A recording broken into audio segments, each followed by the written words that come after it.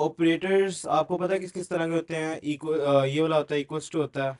ठीक है। आपके पास लेस देन इक्वल्स टू होता है, लेस देन होता है, ग्रेटर देन होता है, और आपके पास कई सारे होते हैं। आपके पास प्लस होता है, माइनस होता है।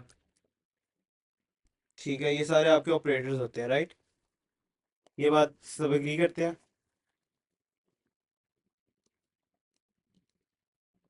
गाइस, मैं ऑनलाइन क्लास वाला टीचर नहीं हूँ। सुन रहे हो? नजर आ रही है स्क्रीन? ओबीएस ऑन है सर। आपने रिकॉर्डिंग के लिए रखी है आज की क्लास, है ना? चलो, कोई नहीं। ये सीन है, आई गेट इट। अच्छा, तो अब ये सीन है, ठीक है? ऑपरेटर्स होते हैं। अब इनके फंक्शन, मतलब इनका जो होता है सेटअप, जो होता है कि ये क्या, किस तरह से काम करेंगे, किस तरह से ये अपने ना मसले को हल किस तरह से करेंगे, ठीक है? ये पीछे से डिफाइंड होता है, ठीक है, कि ये किस तरह से काम करते हैं, पीछे बैकएंड पे क्या हो रहा है। अच्छा, अब कौन आना चाह रहा है?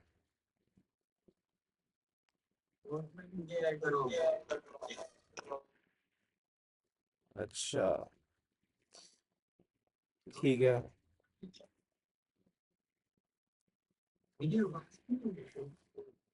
ठीक है यार, आप लोगों को आवाज़ ठीक आ रही है? बस ना बता दो मुझे, फिर मैं अपने काम में जा रही हूँ।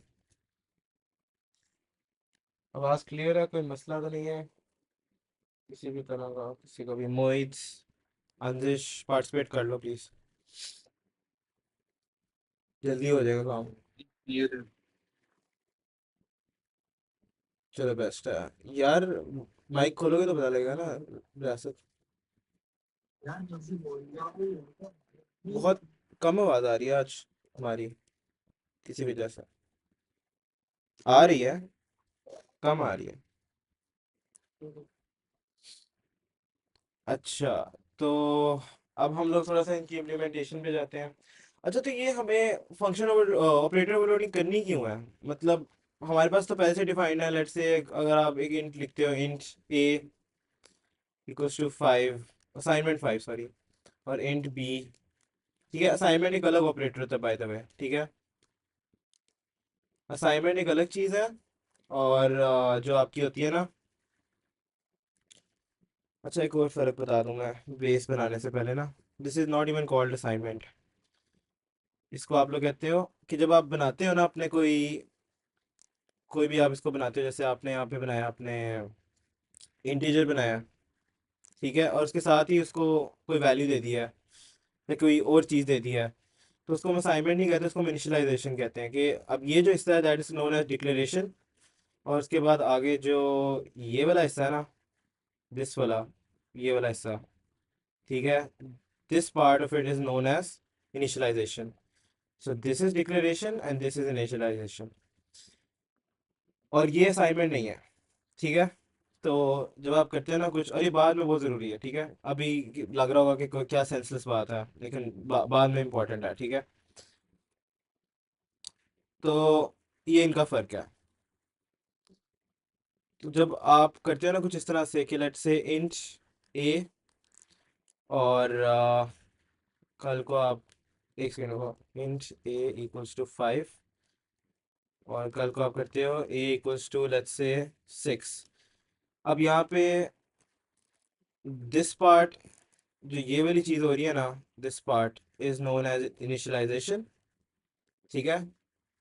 क्योंकि इसमें साथ ही आपका इंट ए बन भी रहा है, ठीक है, डिक्लेयर भी हो रहा है, ठीक है? जब डिक्लेयर साथ नहीं हो रहा होगा, जब पहले ही बना होगा और आप बस उसमें वैल्यू डाल रहे हो कोई नहीं, ठीक है, तो that is known as initialization. ये फर्क की समझ आई थोड़ी? Sorry, that is known as assignment. मैं गलती कर दी, that is known as assignment. This is known as assignment, and that is known as initialization, जो ऊपर हुई है जहाँ पे आपकी डिक्लेरेशन भी साथ हो रही है। दिस इज डिक्लेरेशन, यहाँ से यहाँ तक ये डिक्लेरेशन होती है, ठीक है? तो ये बात क्लियर हुई है। डिक्लेरेशन के साथ जब कोई कुछ, मतलब आपने साइन किया है, मतलब कुछ साथ लगा दिए, कोई वैल्यू दे दिए साथ, तो दैट इज इनिशियलाइजेशन। और जब आपने डिक्लेरेशन हो गई, इनिशियलाइजेशन भी हो गई, लेट्स से, या नहीं भी हुई तो गार्बेज वैल्यू चली जाएगी।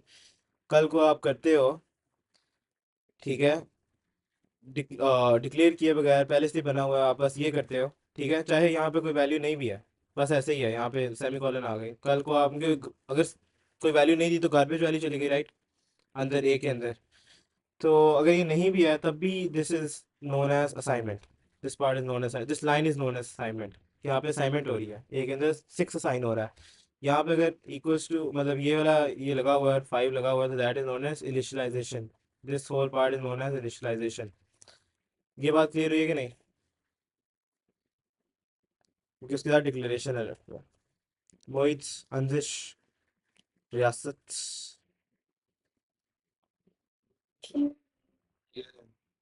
बेहतरीन।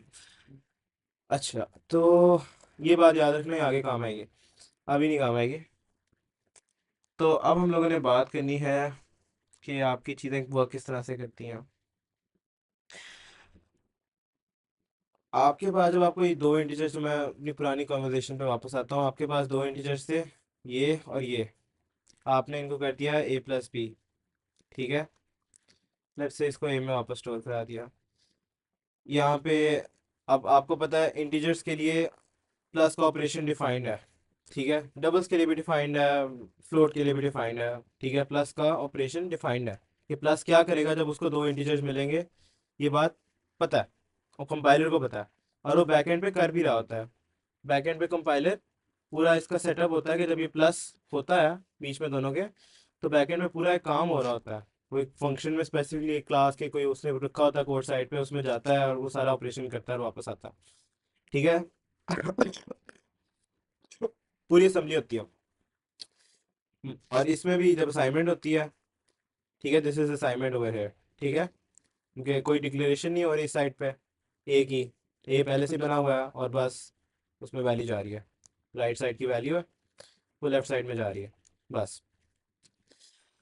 तो ये सारी ना यहाँ पे ऑपरेटर्स वर्क कर रहे हैं, ठीक है, बैक एंड पे काम हो रहा है। तो हमने क्या करना है, हम लोगों ने कहना है कि यही कॉन्वर्जेशन हम लोग आगे से कंटिन्यू करते हैं, लेकिन हम लोग कहते हैं हम लोगों ने ऑब्जेक्ट्स के लिए यही काम करना है, ठीक है, we want to do the same thing for objects. अब ऑब्जेक्ट से मेरा क्या मतलब, कि लेट्स से आपके पास कॉम्प्लेक्स नंबर्स का पता है तुम लोगों को? कॉम्प्लेक्स नंबर्स जिसमें रियल और इमेजिनरी होता है, आपको पता है मोहित? कोई कंफ्यूजन तो नहीं, इशू तो नहीं है इसमें? नहीं नहीं पता। बेहतरीन हो गया यार। तो मैं कहता हूँ कि मैंने दो कॉम्प्लेक्स नंबर्स के, मतलब मैंने लेट्स से एक कॉम्प्लेक्स नंबर्स की क्लास बनाई है, ठीक है, और अब मेरे पास कॉम्प्लेक्स का ऑब्जेक्ट है, मैं पूरी क्लास बनाता हूँ, आपके पास एक क्लास है इस तरह करके, और उसमें कॉम्प्लेक्स है वर्ड, क्लास का नाम जो है, और उसमें पब्लिक आपके पास दो एट्रीब्यूट्स हैं, एक रियल है और एक इमेजिनरी है। इसको हम लोग प्राइवेट करते हैं अभी के लिए, बस ये प्राइवेट होते हैं वैसे तो, एट्रीब्यूट्स आर ऑलवेज प्राइवेट, और इमेजिनरी। और फिर आपके पास ना इसका वो आ जाता है, कंस्ट्रक्टर आ जाता है, ठीक है। और कंस्ट्रक्टर्स में एक एक्स्ट्रा चीज़ मैं वैसे ही बता रहा हूँ कि आपने लिखा है ना इस तरह करके, इंट आई, ये आपके दो पैरामीटर्स हो गए। अब मैं कहता हूँ कि आप कहते हो कि आप कल को ना कुछ इस तरह से कर देते हो कि आप उसमें वैल्यू नहीं डालते, आप चाहते हो कि डिफ़ॉल्ट और पैरामीटराइज का काम ना एक ही बार हो जाए, कि अगर मैं कल को पैरामीटर ना डालूं कोई, और मैं वैसे ही मतलब डिफ़ॉल्ट भी साथ ही बन जाए मेरा पैरामीटराइज कंस्ट्रक्टर के, तो मैं इक्वल्स टू का साइन यूज़ कर लेता हूँ, मतलब ये असाइनमेंट वाला साइन, और मैं साथ जीरो कर देता हूँ, इस चीज़ से कंफ्यूज नहीं होना, ये बाकी चीज़ों से लिंक नहीं है, ठीक है। तो ये बस क्या करती है कि आपको एक डिफ़ॉल्ट भी इसने इसके साथ ही बना दिया, नहीं तो आप डिफ़ॉल्ट अलग से बनाते हैं, आप अलग से डिफ़ॉल्ट का कोड लिखते हैं, ठीक है, जिसमें आप अपनी वैल्यूज़ को ज़ीरो से सेट कर रहे होते हैं जब कोई पैरामीटर ना मिलता। समझ आ रही है? ये बात क्लियर हुई है कि नहीं? अगर नहीं क्लियर तो कोई मसला नहीं है, मैं रिपीट कर देता हूँ। ठीक है। देखो, आपने ये 0 0 डाल दिया। आपने तब असाइनमेंट चलेगी जब आपने यहाँ पे ना कोई आर्ग्यूमेंट नहीं पास की। कल को आप करते हो ना कुछ इस तरह से कि आप कोई, लेट से कोई रैंडम रैंडम सा मैं फंक्शन उठा लेता हूँ, ठीक है। मैं कहता हूँ कि मेरे पास है फंक्शन ए, ठीक है। अब इसमें वही काम हो रहा है जो ऊपर हो रहा है, ठीक है। इसमें है इंट ए और इक्वल्स टू 5। अब इसमें कोई सी आउट हो रहा है ए की वैल्यू, ठीक है। और ये बस यही कर रहा है। और फिर ये मेन है आपका। मेन में आप कहते हो कि जी मैं इसको ना कॉल करना चाहता हूँ, ठीक है। वो ऐड मेन कर लेते हैं अभी के लिए। मेन में मैं इसको फंक ए को ना, फंक्शन ए को कॉल करना चाह रहा हूँ, तो आई जस्ट से इस तरह करके, और मैं कोई वैल्यू दे देता हूँ, लेट से मैं 3 दे देता हूँ। तो मेरा आउटपुट क्या आएगा? ये फंक ए कॉल होगा, हम इसमें जाएंगे, ये लाइंस चलेंगी और 3 आउटपुट आ जाएगा। मैं कहता हूँ कल को कि मैंने फंक्शन ए को कॉल करना है, but I am not giving any parameters, sorry arguments, I am not giving any arguments over here. मैं कोई आर्ग्यूमेंट नहीं दे रहा, ठीक है। इस पॉइंट पे मैं कोई आर्ग्यूमेंट नहीं दे रहा। ये कोड चलेगा या नहीं चलेगा? ये कोड चलेगा। इसलिए चलेगा कि जब आप आर्ग्यूमेंट नहीं दोगे ना, तो वो क्या करेगा, वो ए को 5 असाइन कर देगा। समझ आ रही है? ए को 5 असाइन कर देगा। ठीक है। और अब आपकी स्क्रीन पे 5 आंसर आ जाएगा। अब how does this replace our default constructor? Default constructor में आपके पास ये होता है ना कि कोई पैरामीटर्स नहीं होते, ठीक है। और उसकी बॉडी के अंदर आप लेट से ए को लेट से 5 से साइन कर रहे हो, तो वो सेम ही बात हो गई जो हम लोगों ने यहाँ पे किया एक पैरामीटराइज कंस्ट्रक्टर में। एक डिफॉल्ट कंस्ट्रक्टर में जिसपे आप शो कर रहे हैं कि कोई आपने पैरामीटर्स नहीं डाले, और उसकी बॉडी में 5 साइन हो रहा है ए को। वो ऐसे ही है जैसे आप यहाँ पे एक पैरामीटराइज कंस्ट्रक्टर में ये चीज़ डाल दो, तो वो एक डिफॉल्ट कंस्ट्रक्टर वाला काम भी कर देगी कि जब कोई से पैरामीटर नहीं मिला, आर्ग्यूमेंट नहीं मिली, ठीक है, यहाँ पे जब वो कॉल हुआ, तो वो पेड़ नहीं हो रहा। क्लियर हो गया। नहीं हो रहा। नहीं हो रहा? मतलब पैरामीटराइज कंस्ट्रक्टर के साथ आप कुछ एक्सप्लेन कर रहे हो। हाँ, आपको पता है पैरामीटराइज डिफॉल्ट कंस्ट्रक्टर का?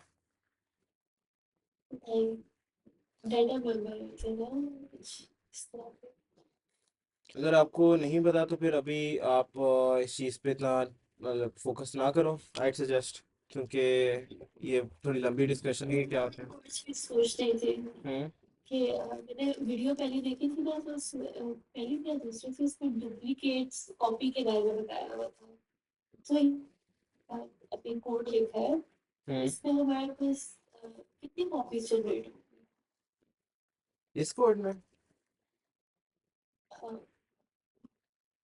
कुछ एक्सप्लेन भी कर दे, क्योंकि मतलब सेकंड थर्ड वाला तो समझ आता है कि फंक्शन ए जो है उसकी एक कॉपी बनेगी, एक फंक्शन ए थ्री जो है उसकी कॉपी बनेगी, लेकिन जो ऊपर हमने वॉइड मेन से पहले जो फंक्शन लिया है उसकी कॉपीज जो है वो कैसे। कॉपीज इनकी तो नहीं बनती। कॉपीज तो वो बनती हैं लाइक जो आप वैल्यू पास कर रहे हो उसकी कॉपीज बनती है ना, है ना।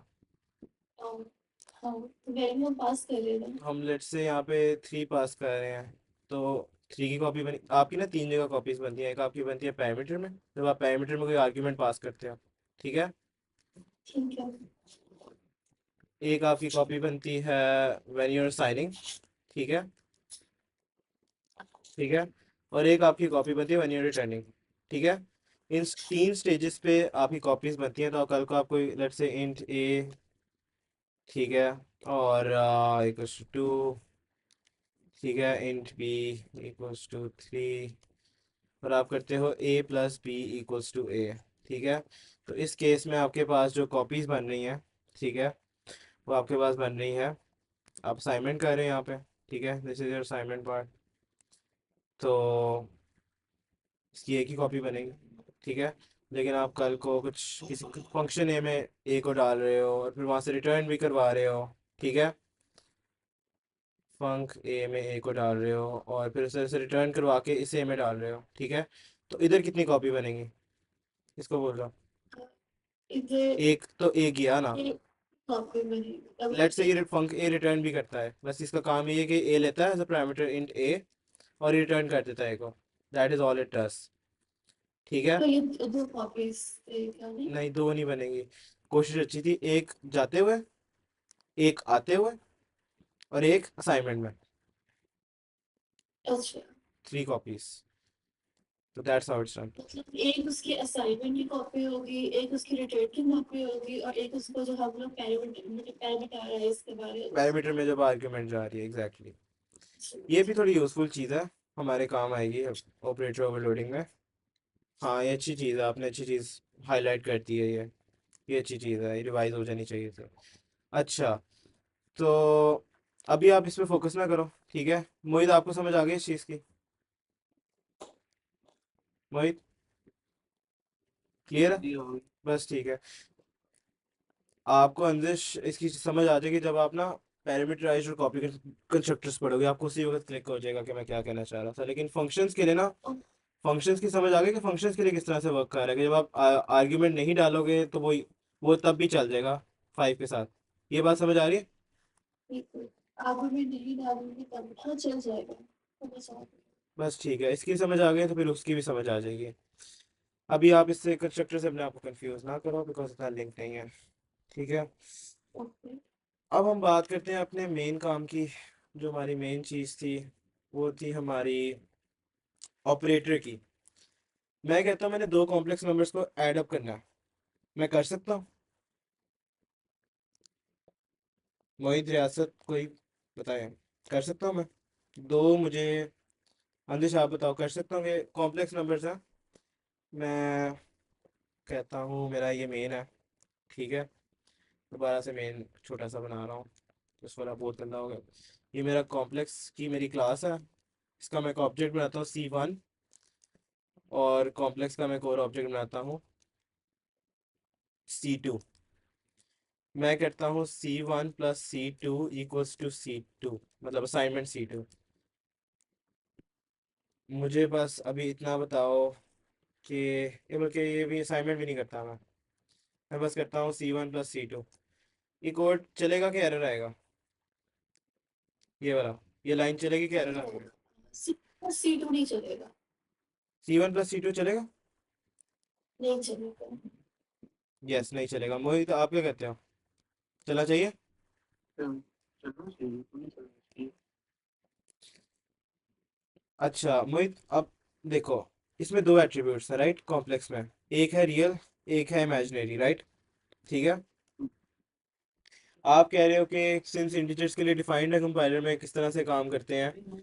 ये ना, मतलब आप रियल और इमेजिनरी दोनों आपस में नहीं ऐड हो सकते, लेकिन रियल रियल के साथ और इमेजिनरी इमेजिनरी के साथ तो ऐड हो सकते हैं। हाँ हाँ, हो सकता है, लेकिन तो ये दोनों बात, को दो ऑब्जेक्ट है। हाँ हाँ ठीक है, तुम्हारी बात अपनी जगह कि इंटीजर्स हैं दोनों। रियल और रियल और इमेजिनरी दोनों इंटीजर्स हैं, राइट? तो और वो दो, मतलब एक ऑब्जेक्ट है उसमें रियल भी है और मतलब वो इमेजिनरी भी है, हाँ, एक ऑब्जेक्ट। एग्जैक्टली। तो वो उसका हो तो सकता तुम कह रहे हो कि वो दोनों इंटीजर्स हैं, एट्रीब्यूट्स, राइट? रियल और इमेजिनरी दोनों इंटीजर्स हैं, तो हो जानी चाहिए, राइट? है। हाँ जी। अच्छा, अब यहाँ पे ना ये आर्ग्यूमेंट है। मैं कहता हूँ कल को मैंने मल्टीप्लिकेशन करनी है C1 multiplied by C2। Complex numbers की मल्टीप्लिकेशन याद है किस तरह से काम करती है? यस। ठीक है। कॉम्प्लेक्स नंबर्स की मल्टीप्लिकेशन में वैसे ही रिवाइज कराता हूँ, इट्स समथिंग लाइक दिस।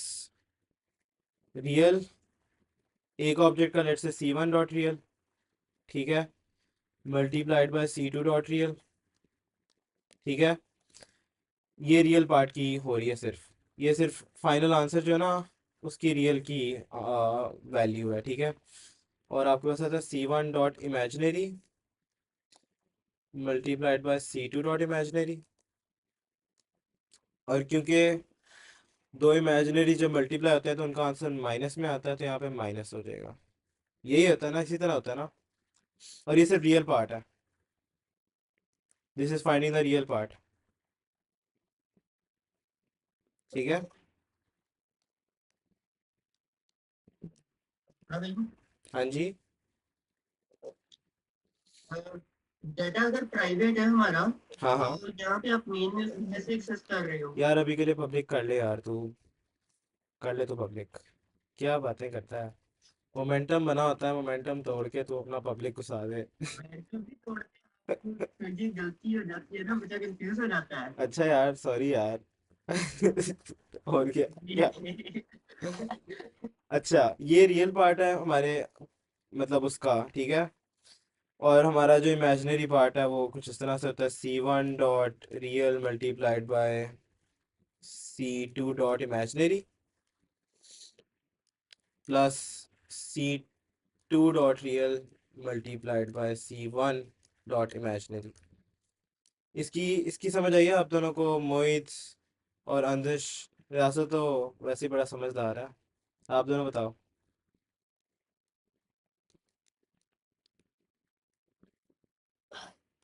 समझ लगी कैसे हो रहा या नहीं?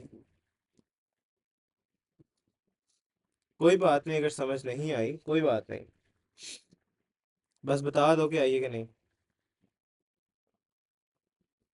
गाइस, मोहित बेस्ट। अंदिश आप बताओ।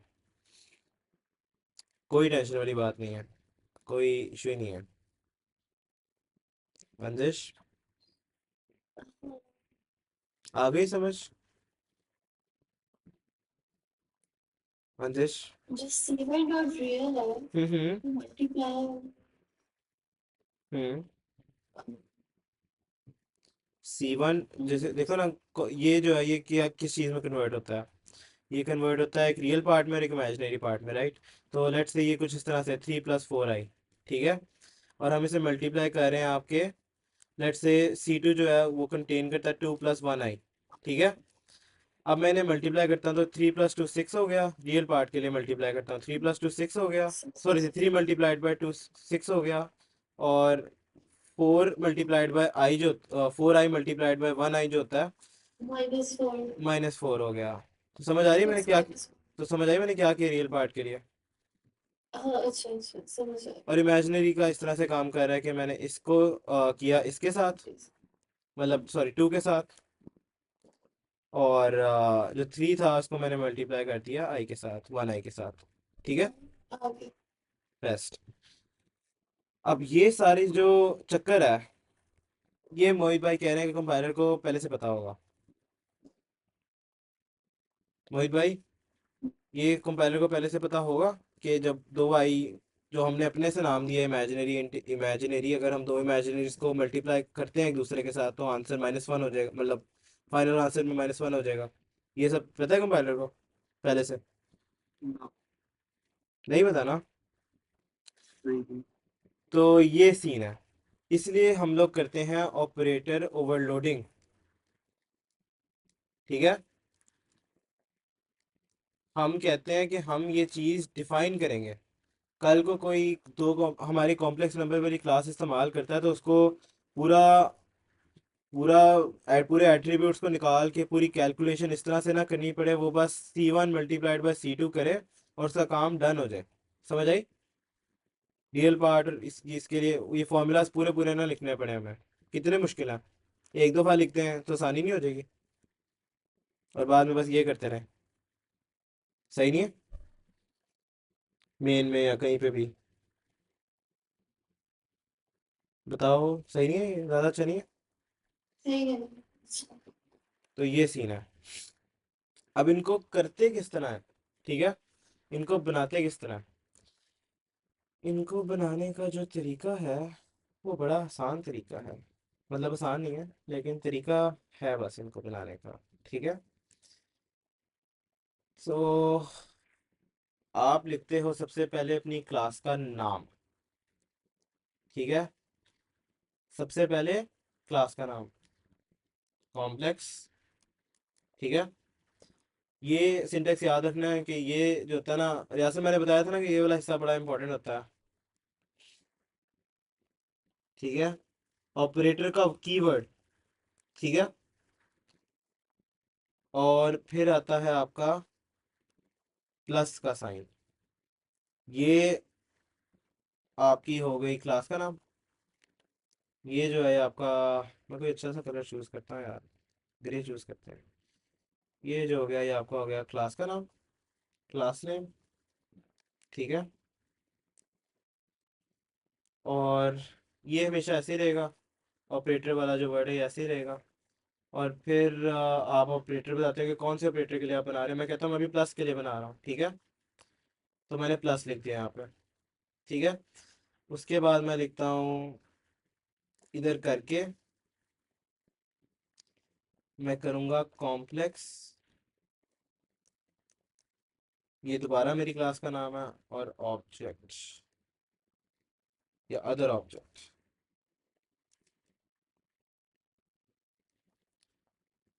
अच्छा, यहाँ पे थोड़ी सी अंदिश को प्रॉब्लम होगी कि ये हुआ क्या है, ठीक है। अंदिश, आपको कॉपी कंस्ट्रक्टर का इतना आइडिया नहीं है, राइट? आपको कंस्ट्रक्टर्स का आइडिया नहीं है। थोड़ा कॉपी का स्ट्रक्चर पे थोड़ा सा आइडिया। आपको दिस का आइडिया है कि दिस किस तरह से काम करता है? हाँ, थोड़ा सा। यार एक होता है हमारा करंट ऑब्जेक्ट, ठीक है। और एक होता है जो ऑब्जेक्ट हम लोग एज अ पैरामीटर ले रहे हैं, ठीक है। जब आप करते हैं ना कुछ इस तरह से मेन में काम, आप लोग लिखते हो, मैं दोबारा लिख देता हूँ। आप लोग मेन में, ये मैं मेन में हो रहा है काम, ये आपका ना मेन है आपका, और इसमें ये काम हो रहा है C1 + C2, समझो मैंने ऑब्जेक्ट ऊपर बना दिया है, ठीक है। अब यहाँ पे C1 जो है ना, ये हो जाएगा आपका करंट ऑब्जेक्ट, ठीक है। इसके लिए कॉल हो रहा है ऑपरेटर वाला मेथड, ठीक है। ये सारा जो है ना, ये कॉल किसके लिए हो रहा है? ये कॉल हो रहा है C1 के लिए, समझ आ रही है? इसके लिए कॉल हो रहा है। मोहित, आपको समझ लगी इस बात की? जी जी। ये सारा जो है ना, ये चक्कर जो है ना, ये कॉपी कंस्ट्रक्टर का है। कॉपी कंस्ट्रक्टर की तरह का ही है बिल्कुल। कॉपी कंस्ट्रक्टर में जो होता था ना, उसमें भी इस तरह का ही काम होता था कि आपके पास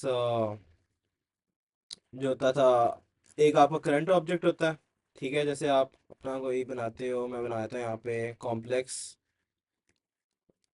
C1। यहाँ पे कौन सा कंस्ट्रक्टर कॉल हो रहा है? अंदेश, बता सकती हो? तो मैंने ये लाइन लिखी है, कौन सा कंस्ट्रक्टर? C1 में हाँ, ये लाइन लिखी है मैंने बस। कौन सा कंस्ट्रक्टर कॉल होता है on a normal day with normal constructors? तीनों है मेरे पास। C1 का ऑब्जेक्ट है ना। हाँ, ऑब्जेक्ट है, लेकिन इस ऑब्जेक्ट के लिए कौन सा कंस्ट्रक्टर कॉल होगा? कोई पैरामीटर्स नहीं है, कोई आर्ग्यूमेंट्स नहीं है, कुछ भी नहीं है। नल कंस्ट्रक्टर तो नहीं होता ना सही। डिफॉल्ट होता है, डिफॉल्ट कंस्ट्रक्टर ही कॉल होगा इसके लिए, ठीक है। और कॉम्प्लेक्स C2 के लिए जो है ना, जो C1 को एज एन आर्ग्यूमेंट ले रहा है, ठीक है। अभी के लिए बस ये समझ लो, इसके लिए कौन सा कंस्ट्रक्टर कॉल होगा? इसके लिए होगा कॉपी कंस्ट्रक्टर, ठीक है। क्योंकि ये कहीं से कोई पूरा ऑब्जेक्ट पकड़ा है कॉम्प्लेक्स का कहीं और से, और उसको अपने अंदर कॉपी कर रहा है, उसकी हर एट्रीब्यूट को, हर चीज़ को। समझ आ रही है? कुछ समझ आई क्या हुआ? हाँ, ये होता है आपका डिफ़ॉल्ट। डिफ़ॉल्ट क्या करता है कि वो कोई पैरामीटर्स नहीं देता, वो अपने आप से उसने कुछ वैल्यू सोची होती है, जैसे ज़ीरो सेट कर दूंगा रियल की वैल्यू इस C1 की, और इमेजिनरी की सेट कर दूंगा वो भी ज़ीरो। समझ आ रही है? तो ये करता है आपका काम डिफ़ॉल्ट। और कॉपी क्या करता है आपका काम, क्या करता है वो C1 पकड़ता है, ठीक है। C1 का हर एक एट्रीब्यूट देखता है, और वो C2 में डाली जाता है कि लेट से C2 डॉट रियल में कर देगा ये काम इस तरह से, C1 डॉट रियल। समझ आई? C2 डॉट इमेजिनरी में कर देगा C1 डॉट इमेजिनरी। समझ आई इसकी?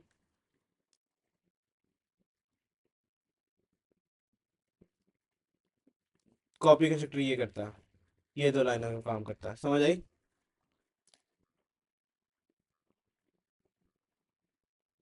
अंदिश,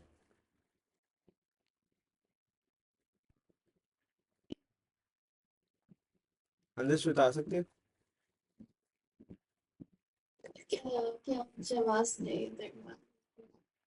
मैं कह रहा हूँ कि ये कॉपी कंस्ट्रक्टर जो है, ये एक एट्रीब्यूट पकड़ता है उसको, सॉरी, एक ऑब्जेक्ट पकड़ता है, उसके सारे एट्रीब्यूट्स एक्सट्रैक्ट करता है, निकालता है, और वो दूसरे जो जिसने कॉल किया होता है ना, कॉली हमेशा लेफ्ट पे होता है, ठीक है। उसने कॉली मतलब जिसने कंस्ट्रक्टर कॉल किया। जो इन्वॉल्व करता है। हाँ, अब क्या हो रहा है कि हम C1 का रियल निकाल रहे हैं और C2 में उसकी कॉपी डाली जा रहे हैं। जैसे लेट्स से ये C1 में था डिफ़ॉल्ट 0 + 0 i, तो डिफ़ॉल्ट कंस्ट्रक्टर यूज़ हुआ ना, ठीक है। उसने प्रीसेट वैल्यूज जो थी, जो पहले से पड़ी थी, उसने वो डाल दी। और कॉपी कंस्ट्रक्टर ने क्या किया, उसने C2 डॉट रियल में वही पकड़ के जो वैल्यू C1 डॉट रियल में थी वो डालता गया। समझ आई इस बात की? हाँ ये बिल्कुल सही इलस्ट्रेशन नहीं है कॉपी का, मतलब ये एक तरह से ना मेथड है, लेकिन ये सिंटेक्स नहीं है सही। सिंटेक्स दिस का यूज़ कर रहा होता है, बहुत सारी चीज़ें कर रहा होता है, तो वो आपको ना सारा जो है ना सिंटेक्स वो बाद में जाके यूज़ देखना पड़ेगा अलग से, लेकिन काम इस तरह से करते हैं, ठीक है। ठीक है।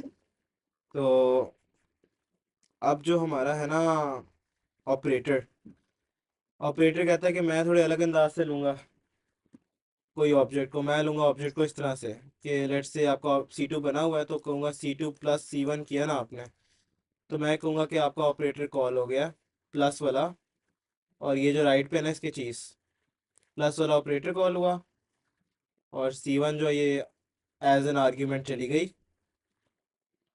किधर गई आर्ग्यूमेंट?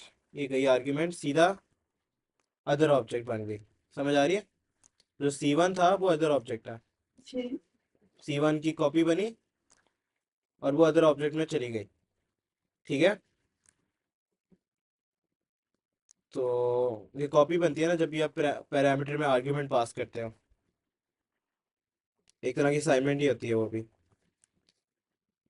सो ये सीन है। अब आपने क्या करना है, अब आपने कैलकुलेशंस करनी है, ठीक है। अब मैं यहाँ पे लिखता हूँ आपका अपना ऑब्जेक्ट, ठीक है। उसके जो एट्रीब्यूट्स हैं वो ये है, रियल और इमेजिनरी। मैं लिखता हूँ real plus other dot other object dot real, ठीक है।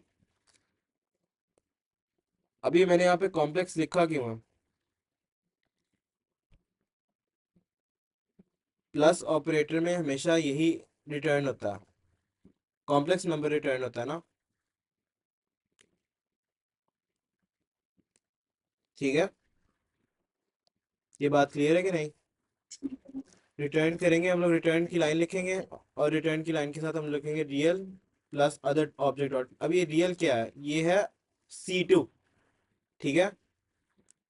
ये वाला रियल एट्रीब्यूट है C2 का, और ये जो है आपका साथ आ जाता है। मैं इसको ज़रा थोड़ा सा ऑर्गेनाइज कर देता हूँ, थोड़ा सा मिसऑर्गेनाइज है।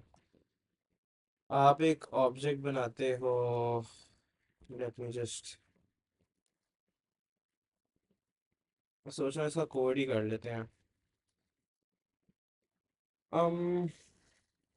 कॉम्प्लेक्स, हाँ रियासत, मैंने कहा VS डाउनलोड करनी है या अभी हाँ हाँ कर लिया, application कर्सर कर्सर पे कर्सर कर लिया, मैं कोड कर देता हूँ इसका ना, ठीक है। और आप ये टेम्प जो है ना, इसमें आप इन दोनों का जो रियल और इमेजिनरी वाला हिस्सा होता है ना वो डाल देते हो। जैसे temp dot real equals to your real plus other object जो आपका C1 है, ठीक है। अब ये वाला जो रियल है ना, ये C2 का एट्रीब्यूट है। समझ आ रही है अंदेश? आपको ये बात समझ आ रही है? इस पे आपको ये नहीं लिखना पड़ता। हाँ जो ये कॉल करता है ना, जो कॉल करता है ना किसी भी मेथड को, जैसे उसने ऑपरेटर को कॉल किया, उसको अपना नहीं बताना पड़ता कि मैं कौन सा ऑब्जेक्ट हूँ। समझ आ रही है? उसे अपना नहीं बताना पड़ता, अपने एट्रीब्यूट का नहीं बताना, लेकिन जो दूसरा है ना, जो दूसरा एज एन आर्ग्यूमेंट पास हुआ है, समझ आ रही है, उसके लिए आपको करना पड़ता है नाम use other object dot real. समझ आई? इस तरह से वर्क करता है। तो ये वाला जो रियल है ये सी, मतलब रियल जो है, रियल हमने ऐसे लिख दिया। रियल ऐसे नहीं लिखा, रियल C2 का रियल है। समझ आ रही है? अच्छा। ये C2 है ना आपका, इसने कॉल किया था ना, इसने कॉल किया था ना इस सारे को। तो ये तो C2 कर रही है, तो C2 का रियल है। लेकिन हम C2 मेंशन नहीं करेंगे। ठीक है, C2 ने कॉल किया है, C2 ने कॉल किया, अभी के लिए इस तरह समझ लो C2 ने कॉल किया है, तो C2 का मेंशन करने की जरूरत ही नहीं है, उसको पहले से ही पता है कि C2 का। ठीक है, और C1 को जो है उसको आपने साइन कर दिया था अदर ऑब्जेक्ट को, राइट, याद होगा आपको। तो जब अदर ऑब्जेक्ट को साइन किया था हम लोगों ने, तो उससे क्या हुआ कि वो चला गया उसमें अदर ऑब्जेक्ट में, और अदर ऑब्जेक्ट के नाम से हम लोगों ने रियल और इमेजिनरी पार्ट कर लिया इसका। ठीक है, ठीक है।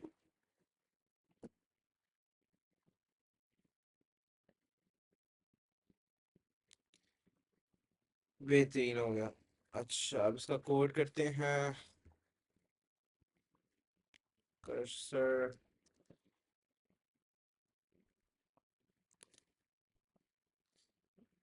मेरी आज तबीयत इतनी ख़राब थी, पता नहीं मैंने कैसे पढ़ा लिया आज।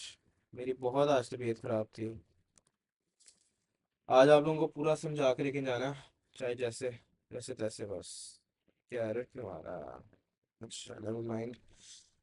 आपके पास अब हम लोग बनाएंगे क्लास कॉम्प्लेक्स की। ठीक है, और इन प्राइवेट ही पब्लिक रखेंगे अभी के लिए। वैसे एट्रीब्यूट्स को प्राइवेट रखते हैं, गेटर्स और सेटर्स का यूज़ होता है। अंदर गेटर्स और सेटर्स तो कर लिए होंगे, राइट?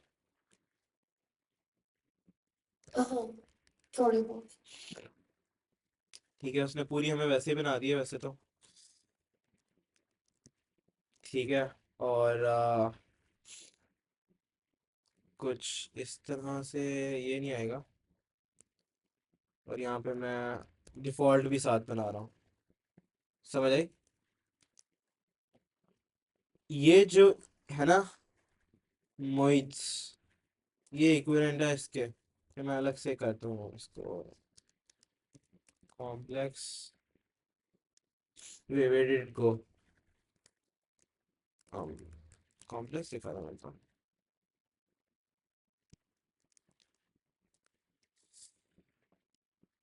मोहित, ये इक्विवेलेंट है।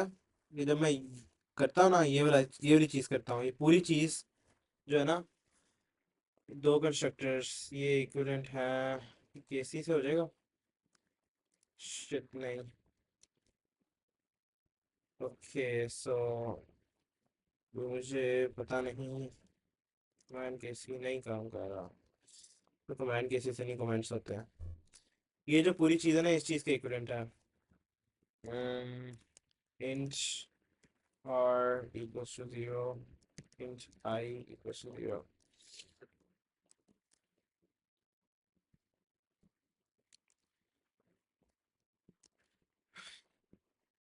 ये जो है ना, यहाँ पे क्या हुआ हुआ,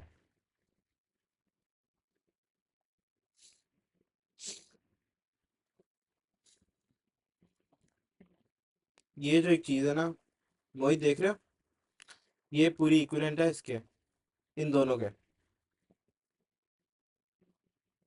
मोहित, आर यू हियर? नहीं नहीं ठीक है, नहीं। तो आप ये लिख दो। हाँ जी।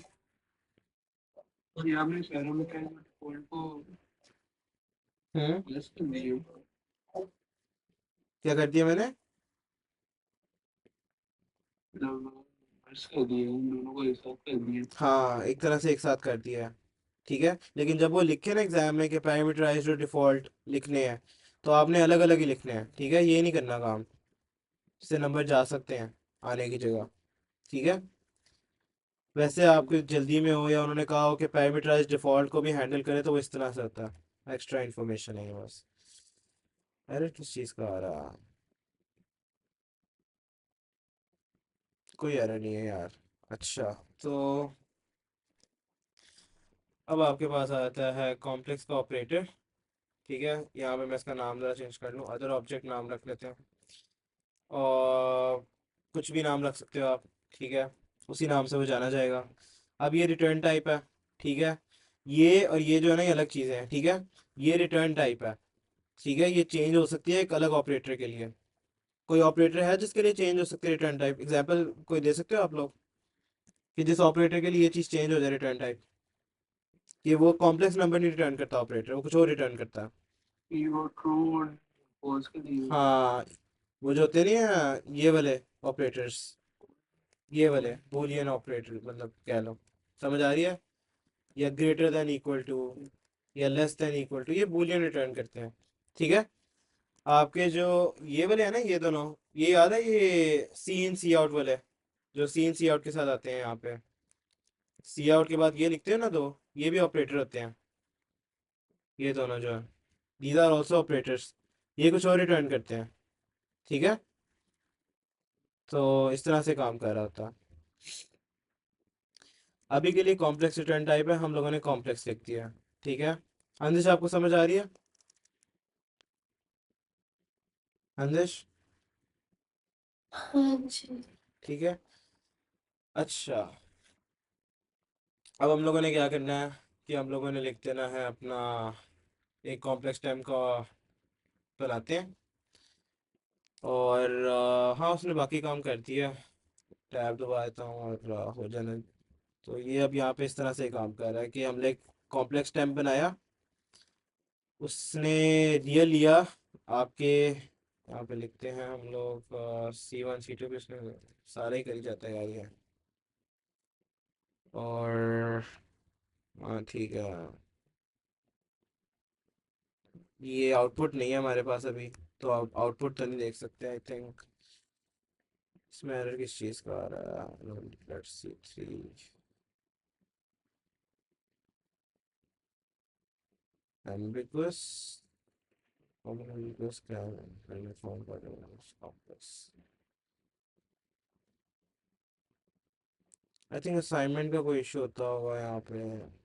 अभी छोड़ो उसको, अभी बस कोड को देखो, क्योंकि अगर आप लोग कोड से कर देते हो ना, एरर आते हैं कोड में वट, ठीक है। अगर आप लोग कोड अच्छे से लिख रहे हो ना, तो आई कैन गारंटी यू कि आपको 95% मार्क्स मिल जाएंगे।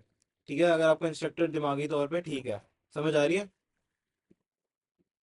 ये भी आपने जो ऑपरेटर मतलब प्लस है हम्म। उसमें आपने उसको पैरामीटर में पास कर तो दिया उसका जो भी हाँ। नाम है टीचर पे टैप क्यों दी इसके साथ जो क्या चलो किया? समझ आ गई सॉरी सॉरी नहीं समझ आ गई रिटर्न टाइप है।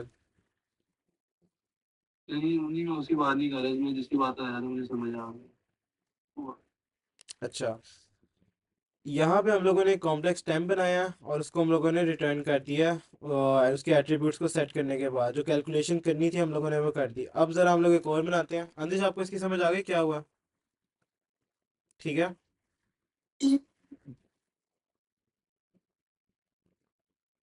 बेस्ट है।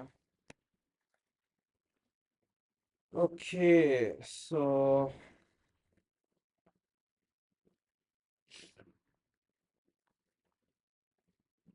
अब हम लोग बात करते हैं अपने, मल्टीप्लिकेशन था ना?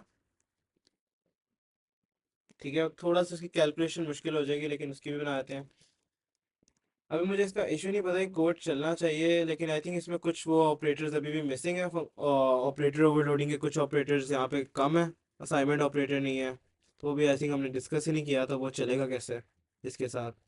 तो इसको इग्नोर करो। अगर आप अपने पेपर में इस तरह से कोड करके आते हो तो आप लोगों को पूरे नंबर मिलेंगे, अगर आप इसको फॉलो करते हो। लैब में अगर आपको कोड में कोई एरर शेरर आ रहा है, कोई चीज़ मिसिंग शिसिंग है, तो जो आपने लिखा है उसके आपको अच्छे खासे नंबर मिल जाएंगे। ठीक है, ऐसे नहीं है कि नंबर काटेंगे फिजूल में, अगर आपका इंस्ट्रक्टर दिमागी तौर पे ठीक है।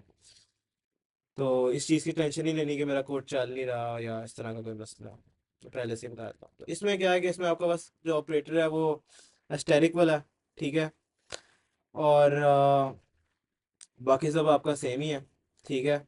आपकी कैलकुलेशन थोड़ी डिफरेंट हो गई, यहाँ पे आप देख सकते हो कि आपकी कैलकुलेशन में पता चला गया। ठीक है। आपने कॉम्प्लेक्स टाइम बनाया, आपने यहाँ पे रियल वाला पार्ट निकाला, आपने अदर ऑब्जेक्ट डॉट रियल निकाला। अदर ऑब्जेक्ट आपका, लेट से अगर आप इस तरह से मल्टीप्लिकेशन कर रहे हो, लेट से आप कुछ इस तरह से लिख रहे हो, इसमें C1 जो है वो आपका, उसका रियल ये है, मतलब कि C1 का रियल क्या है, 10 है ना? तो रियल इसका 10 है। और अदर ऑब्जेक्ट का रियल क्या है? अदर ऑब्जेक्ट ये है हमारा, C2 है, के राइट साइड पे है। और इसका जो है हमारे पास रियल पार्ट जो है वो 2 है।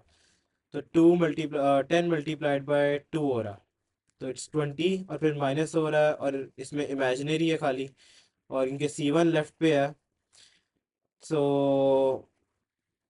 C1 का रियल जो C1 का जो इमेजिनरी है वो 5 है, और फिर अदर ऑब्जेक्ट का इमेजिनरी है एंड दैट इज़ 4।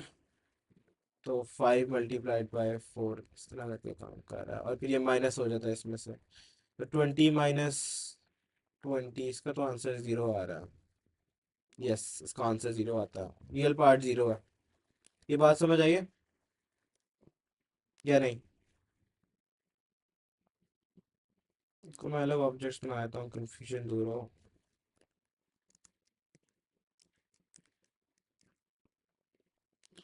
अभी के लिए असाइनमेंट भी ख़त्म कर देते हैं, जरूरत नहीं है।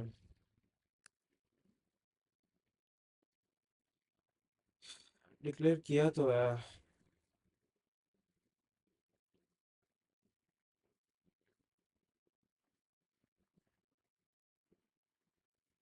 यार मुझे इसको देखना पड़ेगा कि इसमें इशू क्या आ रहा है, शायद कंपाइलर रिलेटेड इशू है कोई।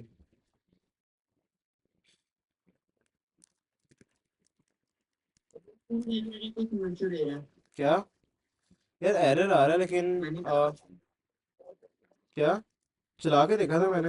आई स्ट्रीम दोबारा लिखो ना, रिमूव कर दिया। क्या कह रहे हो? मैंने तो उधर आईओ स्ट्रीम पे कोई एरर दे रहा है वो लाइब्रेरी पे। नहीं, उसका इशू नहीं है, और कोई इशू ही है, कंपाइलर का इशू है।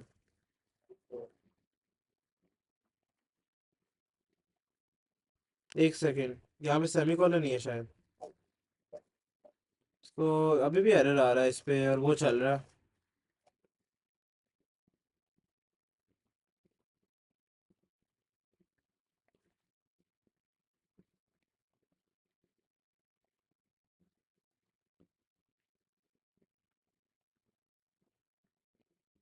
आई थिंक एसटीडीज डालने हैं बस, बाकी सब ठीक है इसमें। एम्बिगुइटी का कह रहा है, पता नहीं क्यों, कंफ्यूजिंग है यार ये तो उल्टा।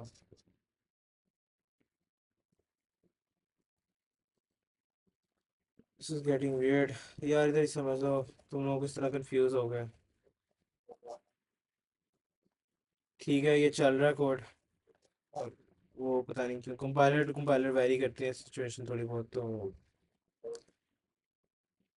ये हमारी सिचुएशन है। हमने दो ऑपरेटर्स अभी डिस्कस किए हैं, नेक्स्ट पे चलेंगे। समझ आ गई क्या हो रहा? असाइनमेंट करना,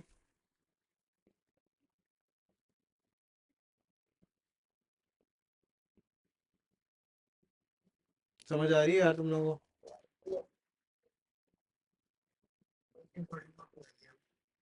तो ये रिजल्ट तो नहीं आ रहा। रिजल्ट क्यों आएगा? सी आउट ही नहीं कुछ किया। तो यार कह रहा था कि कोड तो चेक कर सके कि चल सी आउट नहीं होगा ना, सी आउट अगर करेंगे ना तो एरर दे देगा कि आपका ये वाला जो ऑपरेटर है ना, प्रिंट करने वाला, इस ऑब्जेक्ट को C1 को C2 को, इनकी कॉम्बिनेशन जो रिटर्न होती है, C1 प्लस C2 जो भी है वो रिटर्न होता है, तो वो उसको पता ही नहीं इसको हैंडल किस तरह करना है। समझ आ रही है? मैं C1 भी करता हूँ ना, तो उसको पता ही नहीं कि C1 को हैंडल किस तरह से करना है, क्योंकि कॉम्प्लेक्स ऑब्जेक्ट है, उसने कभी देखा ही नहीं, इस ऑपरेटर ने कभी ये चीज़ देखी ही नहीं है। समझ आ रही है? तो हमने इंट्रोड्यूस तो करवाया है कोड। नहीं, लेकिन इसके लिए अलग से ऑपरेटर ओवरलोड करना पड़ेगा जो इस चीज़ को हैंडल करे, कॉम्प्लेक्स ऑब्जेक्ट को हैंडल करे। समझ आ रही है? ये जो है ये अभी तक इंटीजर्स और डबल्स और फ्लोट और स्ट्रिंग के लिए डिफाइंड है, ये कॉम्प्लेक्स नंबर के लिए जो हमने अभी भी क्लास में नहीं उसके लिए नहीं डिफाइंड। समझ आ रही है? तो हम इसको आउटपुट अभी नहीं कर सकते। समझ आई? आउटपुट नहीं देख सकते इसका। या मोहित, आपको ये बात क्लियर हुई है? ये दोबारा रिपीट कर दूँ? यार बेसिकली बात ये है कि आपका ये ऑपरेटर है ना, ये वाला, ये ऑपरेटर है ना, सवाल है कि नहीं? Yes no answer. ठीक है, ये किसके लिए डिफाइंड है अभी तक? अभी तक ये डिफाइंड है इंट्स के लिए, डबल्स के लिए, स्ट्रिंग के लिए, फ्लोट के लिए। ना उसने कभी अपनी जिंदगी में कॉम्प्लेक्स को देखा, ठीक है, ना उसने कभी जाना, ठीक है। उसे कॉम्प्लेक्स का पता ही नहीं कि इसमें क्या कौन कौन से एट्रीब्यूट्स हैं, उनको किस तरह प्रिंट करना है, ठीक है। उसको नहीं पता, कंपाइलर को ये बात नहीं पता। तो कल को आप करते हैं ना सी आउट, और आप ये ऑपरेटर यूज करते हो, अब इस ऑपरेटर को पता ही नहीं कि मैंने कॉम्प्लेक्स को हैंडल किस तरह से करना है। समझ आ रही है? उसको ये बात पता ही नहीं है। आप इस तरह करोगे ना, C1 dot, let's say C1 dot real के पब्लिक है, C1 डॉट रियल चल जाएगा, क्योंकि उसे इंटीजर हैंडल करना आता है। समझ आ रही है? तो इंटीजर पे वो 10 देगा आपको आंसर, ठीक है। और साथ आप करके इस तरह के लिख देते हो, C1 डॉट रियल कर दिया आपने, और फिर आप थोड़ी सी स्पेस डाल देते हो, और फिर आप कहते हो C1 डॉट इमेजिनरी, ठीक है। और फिर आप ये करके आप आई डाल देते हो साथ। Fair enough. इधर प्लस आना चाहिए कि इस तरह से होता है ना, तो 10 + 5 आई आ जाना चाहिए आपके पास। ये यहाँ पे क्या इशू आ गया? C1 डॉट इमेज है, इमेज है, अच्छा, ठीक है। ये बात क्लियर है? अब ये हमें हर बार करना पड़ेगा इसके लिए भी, जिस तरह मैंने पहले मसला बताया था ना, C1 मल्टीप्लाइड बाई C2 वाला। हमें मेन में और अलग अलग फंक्शन में ये चीज़ हर दफ़ा करनी पड़ेगी। और कल को कोई दूसरा बंदा आए और वो कहे कि यार मैंने इस तरह से शो नहीं करना, मैंने इस तरह से शो करना है, लेट्स से मैंने ये करना है, ठीक है। तो इनकंसिस्टेंसी भी इंट्रोड्यूस हो जाएगी। समझ आ रही है कि कल को किसी ने किसी तरह प्रिंट किया हुआ है, किसी ने किसी तरह प्रिंट किया हुआ है, तो इनकंसिस्टेंसी बहुत आ जाएगी, ठीक है।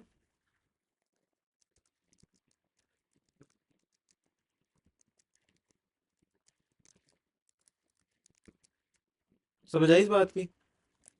इसलिए ये वाला ऑपरेटर भी ओवरलोड होगा C1 के लिए, खाली C1 के लिए, मतलब कॉम्प्लेक्स के लिए, कॉम्प्लेक्स के ऑब्जेक्ट्स के लिए, ठीक है। C2 के लिए, C1 के लिए, C3 के लिए दोबारा से ओवरलोड होगा ये, प्रिंट करवाने के लिए स्क्रीन पर। समझ आई इस बात की कि नहीं? है। आपको आइए मोहित, रियासत, आप भी बताओ।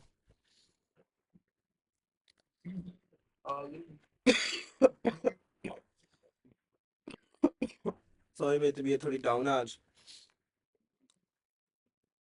मैं कहता हूँ फिर रेस्ट करो। यार नहीं, क्लास लेनी ज़रूरी है, ठीक है। अच्छा, सो अब आपके पास ना जो एक इम्पॉर्टेंट चीज़ मैंने डिस्कस करनी थी,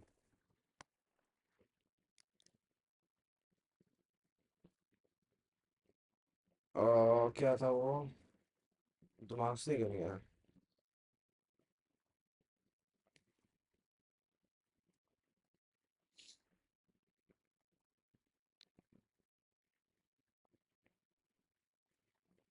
हम्म,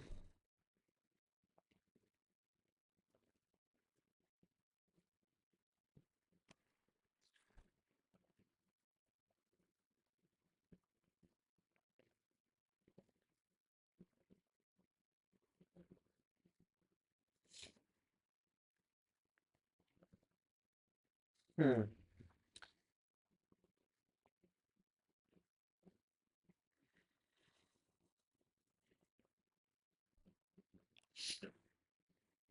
या मुझे याद क्यों नहीं आ रहा।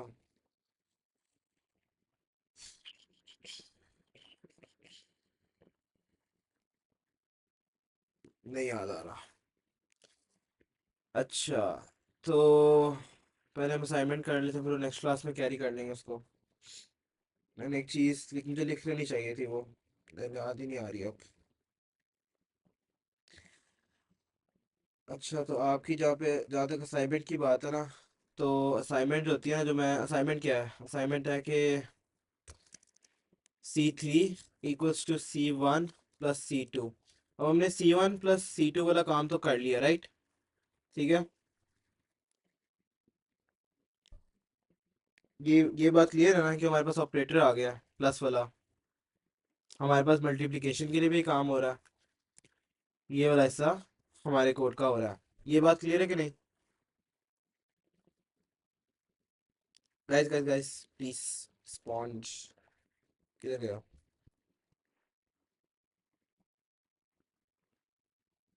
आवाज आ रही है?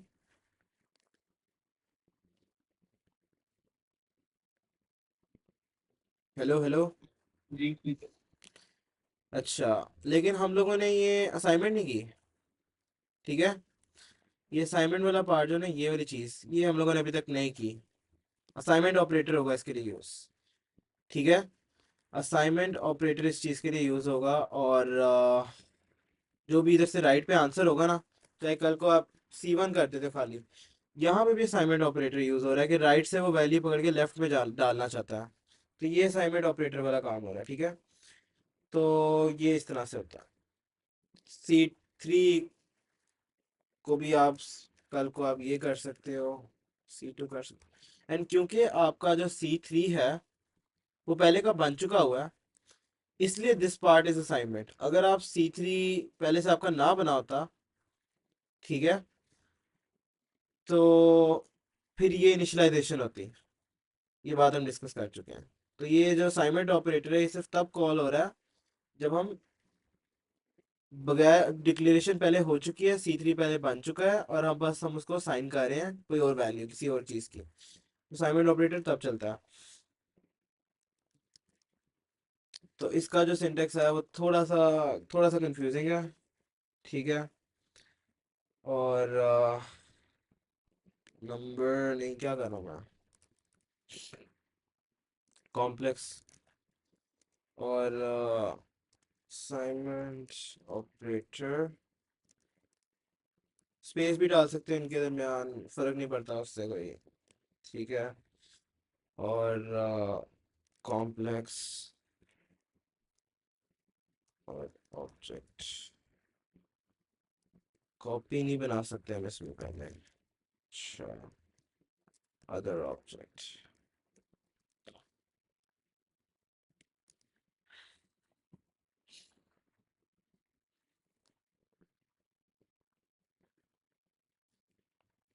अच्छा जी। और इसके अलावा क्या था?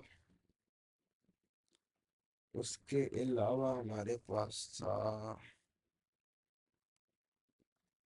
कॉम्प्लेक्स, आपके पास स्टैम्प आ गया, और नहीं नहीं नहीं नहीं नहीं, क्या करूँ, प्लस रियल जो है वो हो जाएगा अदर ऑब्जेक्ट डॉट रियल, और इमेज जो है ये हो जाएगा अदर ऑब्जेक्ट डॉट इमेज। और फिर आप रिटर्न करोगे, बहुत मज़े की चीज़ है, एस्टेरिक दिस, ये देखो कोड, इसकी समझ आई क्या हुआ?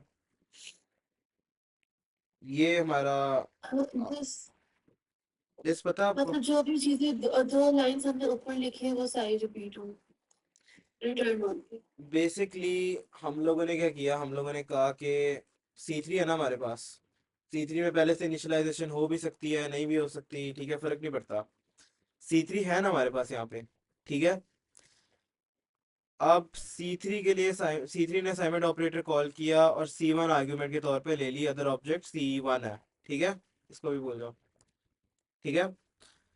अब क्या हो रहा है, अब आपके पास जो C3 का रियल है ना उसको मैंने सेट कर दिया अदर ऑब्जेक्ट डॉट रियल से, मतलब कि C1 के रियल वाले हिस्से थे, और C3 का जो इमेज है उसको मैंने सेट कर दिया C1 के इमेजनरी से। अब ये इंटीजर्स में काम हो रहा है यहाँ पे सारा, ठीक है? ये दोनों जो है ना, इमेज और रियल जो है डॉट मतलब एट्रीब्यूट्स, ये दोनों इंटीजर्स हैं, तो इंटीजर ऑपरेशंस आप कर रहे हो इसके अंदर, इस तरह से ये सारा हो रहा होता है। ऊपर भी देखा होगा कि इंटीजर ऑपरेशन ही हो रहे हैं सारे के सारे, और इंटीजर्स के लिए क्योंकि चीज़ें डिफाइंड है पहले से कंपाइलर में, तो आप इंटीजर्स के थ्रू कर रहे हो कि आप इंटीजर्स यूज़ कर रहे हो, आप डबल्स से डाटा ट्रांसफ़र कर सकते हो, आपने जो जो से ऑपरेटर्स यूज़ करने हैं आप डबल्स के थ्रू कर सकते हो, ठीक है, और आप एक दफ़ा करना चाह रहे हो कि कल को कोई बार बार ना करे मेन में जाके, इसलिए आप क्लास के अंदर ही डेफिनेशन सारी दे रहे हैं। अब यहाँ पे ना कुछ चीज़ें हैं, तीन चीज़ें हैं यहाँ पे जो देखने वाली हैं। एक तो ये दो एम स्टैंड लगा हुआ रिटर्न टाइप के साथ, आपकी इसके साथ, और आपका जो एस्टेरिक दिस है, ये तीन चीज़ें हैं। ये तीन चीज़ें ना काफ़ी कंफ्यूजिंग है, एंड मैं इस बात से 100% नहीं 200% एग्री करता हूँ। ये चीज़ें बहुत ज़्यादा ना कंफ्यूजिंग हो जाती है पहली दफ़ा देख के। कुछ लोग कहते हैं कि यार ये ना भी हो तो चल जाएगा।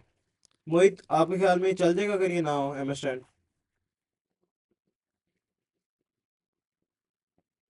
मोहित, आर यू हेयर? ये बहुत इंपॉर्टेंट टॉपिक है, ये बहुत इंपॉर्टेंट बात करने जा रहा हूँ मैं। अगर कोई नहीं है यहाँ पे तो उसका बहुत ज़्यादा नुकसान होगा। मोहित, अंजिश, आप तो हो यहाँ पे आई थिंक। मोहित, आप हो? जी। मोहित, मोहित, मोहित, मोहित, प्लीज़ रिप्लाई करते हैं, मैसेज करते हैं अगर आप यहाँ पे हैं। मोहित भाई मौजूद नहीं है मेरे ख्याल में फिर यहाँ पे। Mohit has left the meeting. Internet का इशू होगा आई थिंक। रियासत, आप तो यहाँ पे ही हो। जी जी मैं अच्छा, मैं मोहित को मैसेज करता हूँ क्योंकि ये बहुत इम्पोर्टेंट पॉइंट पे वो छोड़ के चला गया।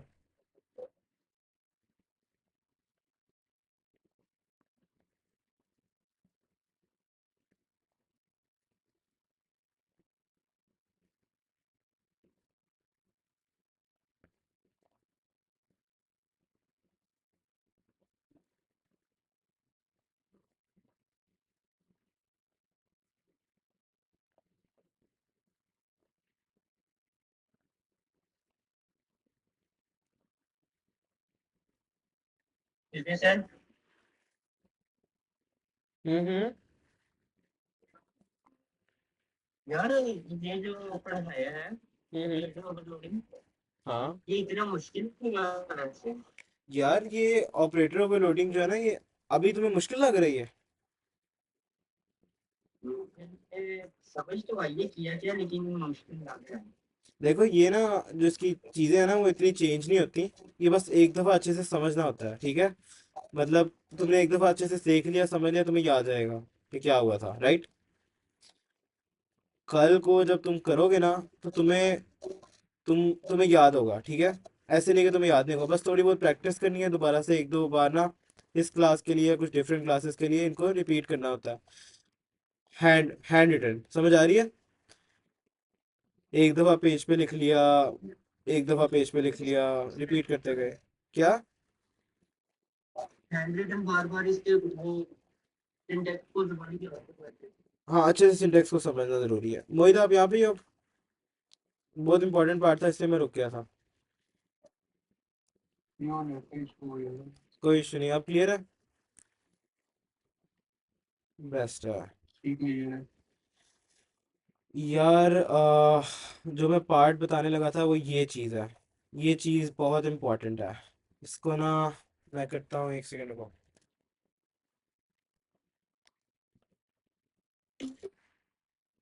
अब बस मैं नोटेबिलिटी पे इतना हो, मतलब कह रहा था कि बहुत ज़्यादा इस्तेमाल कर लिया मैंने।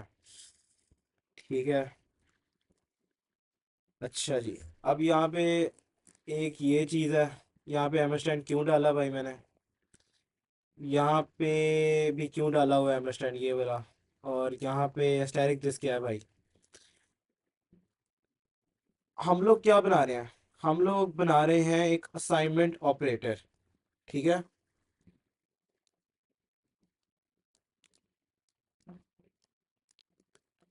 राइट। हम बना रहे हैं एक असाइनमेंट ऑपरेटर। असाइनमेंट ऑपरेटर क्या करता है? असाइनमेंट ऑपरेटर असाइन करता है। जैसे ए इक्वल्स टू बी एक असाइनमेंट है, राइट? ये दोनों पहले से डिक्लेयर्ड है ऊपर कहीं पे, इंटीजर्स हैं, और ये एक असाइनमेंट हो रही है जी। और तरह की असाइनमेंट्स किस तरह की होती हैं? असाइनमेंट का मतलब होता है बेसिकली कि असाइनमेंट ऑपरेटर सिर्फ तब चलता है जब आपने कोई कॉपी बनानी हो। अब यहाँ पे वो इंपॉर्टेंट चीज़ आ गई जिसकी वो अंजिश ने सवाल पूछा था कि कॉपीज किस तरह बन रही है, कितनी बन रही है। जब आपने कोई कॉपी बनानी हो तब असाइनमेंट ऑपरेटर चलता है, जब आपने कोई कॉपी बनानी हो, ठीक है। कॉपी कब बनती है? कॉपी बनती है आपकी 3 प्लेसेस पे। मुझे बता सकती हो अंदेश में 3 जगह कहाँ पे थी? आज आपने सीखा ये बात। रिटर्न, असाइनमेंट और पैरामीटराइज। बेहतरीन। पैरामीटर्स में, मतलब पैरामीटर से आर्ग्यूमेंट में, लाइक आर्ग्यूमेंट जो है वो पैरामीटर में जा रही है, जैसे भी है, ठीक है। सो हाँ, ये 3 जगहों पे आपका कॉपी हो रहा होता है, और कॉपी के लिए आपको क्या चाहिए होती है? आपको असाइनमेंट ऑपरेटर की जरूरत होती है।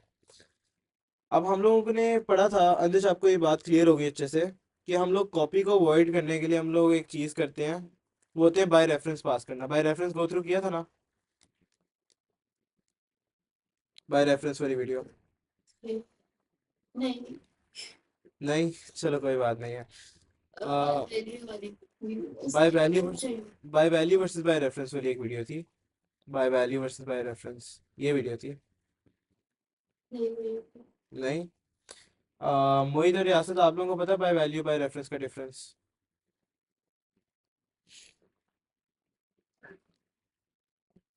जी बता। यार, अंदिश, रियासत, तुमने नहीं बताया? अच्छा अच्छा, ठीक है। यार, अंदिश, to put it very shortly, आप कहती हो ना कि आपकी कॉपी बनती है जब आप पैरामीटर में इधर पास करती हो, राइट? कोई भी आर्ग्यूमेंट। अब इस चीज़ को अवॉइड करने का एक तरीका होता है कि आप ना बाय रेफरेंस पास करता हो। ठीक है, मैं बहुत शॉर्ट स्टोरी बता रहा हूँ, पूरी वीडियो जरूर एंड देखना। लगा दो, एंड लगा दो। हाँ, ये वाला एम स्टैंड लगा दो, ठीक है। ये डाटा टाइप के साथ, जो भी पैरामीटर की डाटा टाइप है ना, उसके साथ आप ये लगा दो ना, तो कॉपी नहीं बनती, ठीक है। ठीक। तो लेट्स से मैंने कुछ इस तरह से लिखे ना, फंक ए, और ये अभी के लिए ये रिटर्न कर रहा है इंच, ठीक है। और ये जो है इंट एम स्टैंड ले रहा है बी, कोई भी नाम हो सकता है, और रिटर्न कर रहा, और आपका मेन है। और मेन में मैं करता हूँ, यहाँ पे मैं बस डिक्लेयर कर देता हूँ, ठीक है। इसको इग्नोर करो, लाइन को। यहाँ से आते हैं, आपका जो है फंक ए में भी डाला, और उसको हम लोगों ने रिटर्न कर दिया इंच। कोई किया था?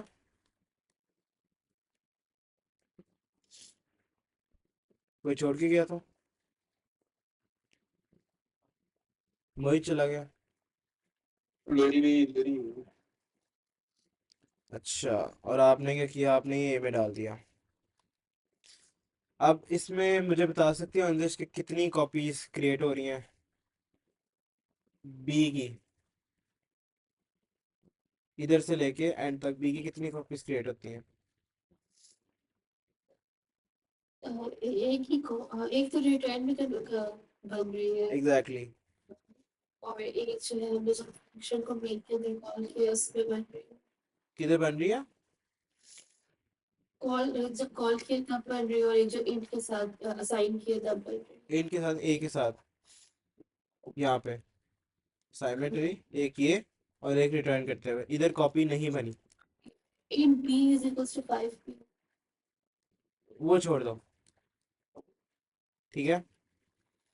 अभी इधर की बात करो, ठीक है। दैट इज इनिशियलाइजेशन, एक तरह से थोड़ी सी डिफरेंट है सब। तो यहाँ पे आपकी 2 बन रही हैं। अगर मैं यहाँ पे गैमा स्टैंड लगा दूँ तो अब कितनी कॉपीज बन रही हैं? अब भी दो ही बने। अब आपका रिटर्न भी बाय रेफरेंस हो रहा है। अच्छा, अब नहीं बनेगी फिर, एक बनेगी।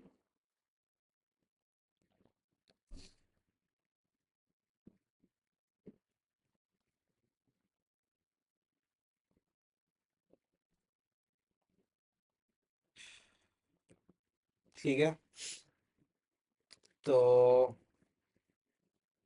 यहाँ पे ना आपकी जो कॉपी है वो ए क्रिएट हो रही है, और जो आपका प्रीवियस क्वेश्चन था ना ये वाला, ये यहाँ पे क्रिएट होती है कि नहीं होती। जी। इस सिचुएशन में होती है, लेकिन वैसे जो होते हैं ना, इसका जो आंसर होता है ना वो इस सिचुएशन में जब आपका इक्वल्स टू लगा हो ना तब होती है, ये वाला साइन लगा हो तो होती है। लेकिन कल को जब आप कंस्ट्रक्टर्स के साथ काम करोगे, मैं बस चाह रहा हूँ कंफ्यूज ना हो, और आप कुछ, लेट्स से आपने कॉम्प्लेक्स का बनाया, C3 बनाया, और उसको आपने समथिंग लाइक साइन कर दिया कुछ, बल्कि छोड़ो इसको अभी, बस ये पता लगा कि जब इक्वल टू का साइन होता है तो कॉपी क्रिएट होती है, ठीक है। तो बस ये याद रख लो। तो अगर वो टोटल पूछें तो फिर बता देना, इसको ऐड अप कर देना।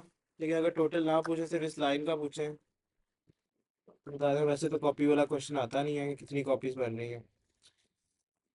जी। हाँ, तो ये इस तरह से काम कर। अब मेरा सवाल था, मैंने जो लिखा था, किधर गया वो, मैंने जो ये लिखा यहाँ पे, इन दोनों के तो आंसर आप लोगों को मिल गया है कि ये कॉपी जो है यहाँ पे नहीं बननी, हम अवॉइड कर रहे हैं कॉपी बनाना, राइट, वी आर अवॉइडिंग, ठीक है। हम क्यों अवॉइड कर रहे हैं कॉपी बनाना, कि हम लोगों ने इसको कॉल किया एक तरह से। जब हम लोग लिखते हैं ना अपने मेन में कोड, हम अपने मेन में कोड लिखते हैं, तो हम एक तरह से क्या करते हैं, हम लोग लिखते हैं कॉम्प्लेक्स C1 और कॉम्प्लेक्स C2, इसमें कोई वैल्यू डाल दो 5 6 करके, कुछ भी जो भी है, और C1 को मैं साइन कर रहा हूँ C2 की वैल्यूज, ठीक है। अब यहाँ पे ना आपका जो ये है ना असाइनमेंट, आप अपने असाइनमेंट ऑपरेटर को कॉल किया, आर्ग्यूमेंट दी साथ C2 की, C1 ने कॉल किया। अब आपका ये असाइनमेंट ऑपरेटर है, अगर आप कहते हो कि ये मेरी आर्ग्यूमेंट है जो मैं पैरामीटर में पास करने लगा हूँ, ठीक है, ये वाला पैरामीटर, ये बहुत मज़े वाली चीज़ है, ये मैं पैरामीटर में पास करने लगा हूँ इस पैरामीटर में, और मैं इसके लिए भी, ये मेरे पास नहीं है, और मैं इसके लिए भी कॉपी बनाने लगा हूँ। समझ आ रही है, मैं एक तरह से ट्रांसफर कर रहा हूँ अदर ऑब्जेक्ट में। अब इस पॉइंट पे आते हुए अदर ऑब्जेक्ट में मैं ट्रांसफर कर रहा हूँ C2 को, ठीक है, राइट। उनकी कॉपी तो बनती है यहाँ पे इस एरिया में, राइट, बनती है कि नहीं बनती, बनती है। कि C2 जो है वो अदर ऑब्जेक्ट में ट्रांसफर होगा, एक कॉपी बनेगी, उसके लिए असाइनमेंट ऑपरेटर कॉल हो जाएगा। समझ आई,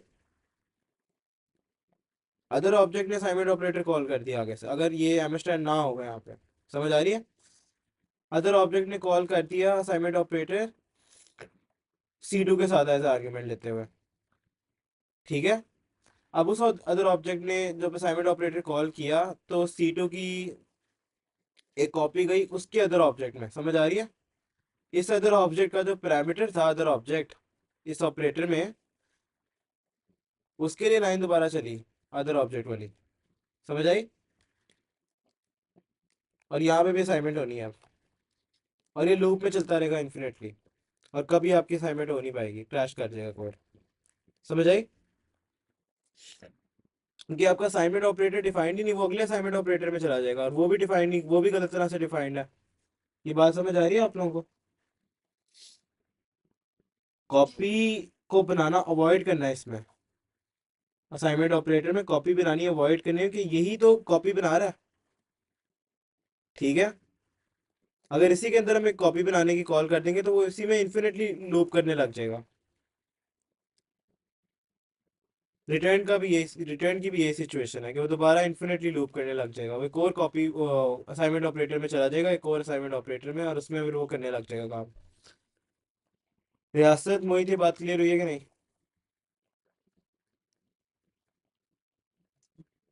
वो इतना है नहीं। मोहित नहीं है, नहीं। मोहित कहाँ गया यार, मोहित। क्या बोल रहे हो?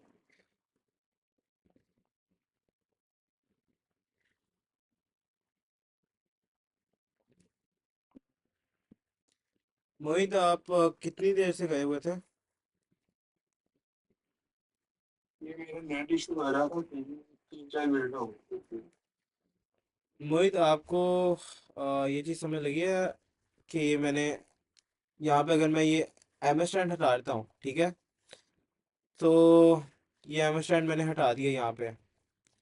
अब मेरा जो C2 है, ठीक है, ये C1 कॉल कर रहा है असाइनमेंट ऑपरेटर को C2 की आर्ग्यूमेंट के साथ, राइट?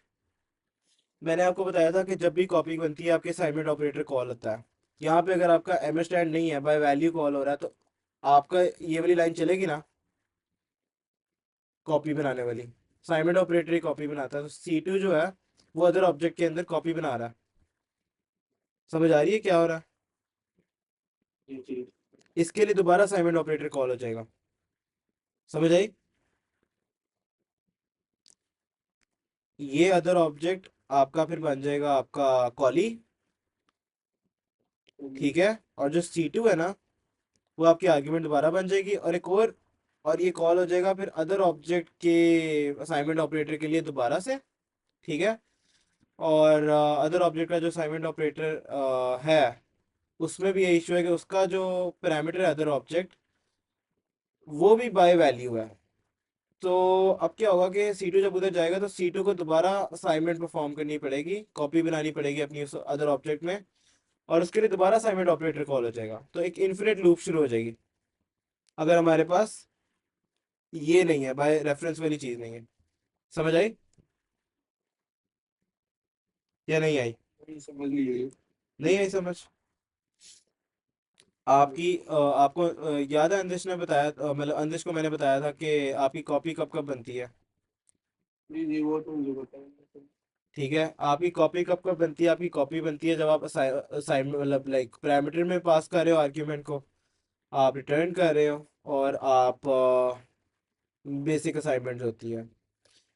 अब मैं कह रहा हूँ कि ये जो है ना, ये एम स्टैंड, ये मैं ख़त्म कर देता हूँ। तो अब बेसिकली यहाँ पे कॉपी बनेगी, C2 से कॉपी बनेगी अदर ऑब्जेक्ट में। जब कॉपी बनती है तो क्या कॉल होता है? Assignment operator. यहाँ तक क्लियर है? जी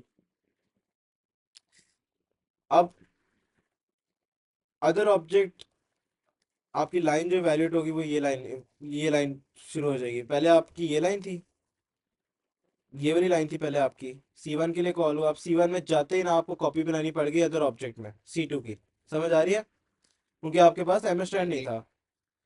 अब उसका असाइनमेंट ऑपरेटर जो है वो शुरू हो जाएगा, वो भी यही असाइनमेंट ऑपरेटर है एक तरह से, ठीक है। कॉल हो गया ना इधर ही, अदर ऑब्जेक्ट ने कॉल कर दिया दोबारा असाइनमेंट ऑपरेटर को। समझ आ रही है? जी आ रही है। अदर ऑब्जेक्ट ने दोबारा कॉल कर दिया, वो फिर उसका अदर ऑब्जेक्ट जो पैरामीटर था अदर ऑब्जेक्ट का, ठीक है, जो पैरामीटर था आगे से अदर ऑब्जेक्ट, उसने दोबारा कॉल कर दिया असाइनमेंट ऑपरेटर को, उनकी कॉपी बना रहे हैं हम, ठीक है। तो अब इससे क्या हुआ? कोड खराब हो गया, वो कॉल करी जा रहा है, करी जा रहा है, करी जा रहा है, और रन टाइम एरर आ जाएगा। समझ आई इस चीज़ की? ओके, ठीक समझ आ गई। क्लियर हुआ? तो यहाँ पे एम स्टैंड इसलिए ज़रूरी है। ये समझ? पूरा पहले को जो इंफिनिट लूप बनेगा, वो नीचे जो आपने रियल और इमेज के जो असाइनमेंट की उनके मतलब उनकी वजह से बनेगा। वो कैसे हुआ है? ये वाला पार्ट कैसे हुआ, ये पूछ रहे हो? नहीं, मैं कह रहा हूँ जो आप कह रहे हैं इंफिनिट लूप बनेगा वो इनकी वजह से बनेगा। हाँ, कि एम स्टैंड नहीं है ना, वो कॉपी बनाने लग जाता है, उसके लिए उसे दोबारा असाइनमेंट ऑपरेटर की जरूरत पड़ जाती है, वो दोबारा चला जाता है। समझ आ रही है? कॉपी बनाने ठीक है। अदर ऑब्जेक्ट के साथ C2 की, और फिर उसके में जाता है असाइनमेंट ऑपरेटर में, तो उसमें दोबारा से कॉपी बनाने पड़ जाती है। समझ आ रही है? और उसमें दोबारा, और उसमें दोबारा, और उसमें दोबारा C2 के साथ, और वो इन्फिनिटली करता रहता है ये काम, ठीक है। अब यहाँ पे ये वाला जो है, इसका भी यही सीन है, रिटर्न टाइप है। Okay, we are out of the editing. मुझे डायरी था, मैं अपडेट करता हूँ इसको, मैं खरीद लेता हूँ इसका सब्सक्रिप्शन, खरीद लेता हूँ। बेसिकली यहाँ पे जो रिटर्न टाइप है, इसमें भी यही काम हो रहा है कि before we are going to return, अगर आपका एम स्टैंड नहीं है यहाँ पे, ठीक है, यहाँ पे नहीं है एम स्टैंड, तो आपको कॉपी बनानी पड़ेगी, उसके लिए असाइनमेंट ऑपरेटर कॉल हो जाएगा। समझ आ रही है? ये आपका स्टैटिक दिस जो है, दिस आपको पता है ना कि ये पॉइंट करता है ऑब्जेक्ट की तरफ, करंट ऑब्जेक्ट की तरफ, जो कॉम्प्लेक्स ऑब्जेक्ट है करंट उसकी तरफ देख रहा है ये दिस। तो स्टैटिक दिस क्या है? वो ऑब्जेक्ट इटसेल्फ है। समझ आ रही है? अंदर ये बात समझ आई है आपको? जी। तो बेसिकली आपका जो ऑब्जेक्ट इटसेल्फ है दैट इज योर C1, ठीक है। और C1 जो है वो, जो C1 को देख रहा है वो दिस है, और जब हम उसको डी रेफरेंस करेंगे तो हमारे पास आ जाएगा बेसिकली C1। अब C1 with its updated values return हो रहा है। लेकिन अगर यहाँ पे एम स्टैंड नहीं है तो वो क्या करने की कोशिश करेगा कि वो अपने ये वाला जो C1 है इसमें वैल्यू डालते डालते यहाँ से स्टैटिक दिस की और C1 की कॉपी बनाने की कोशिश करेगा कि C1 लेफ्ट पे होगा और स्टैटिक दिस राइट पे होगा। हाँ, ऐसा है क्या? C1 लेफ्ट पे होगा और स्टैटिक दिस राइट पे होगा और कॉपी बनाने की कोशिश करेगा। अगर आपका एम स्टैंड नहीं है तो वो भी इन्फिनिटी कॉल होने लग जाएगा आपका असाइनमेंट ऑपरेटर।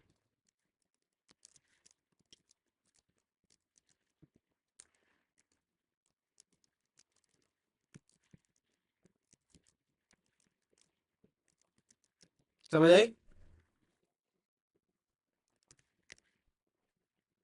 ये बात क्लियर हुई है कि नहीं?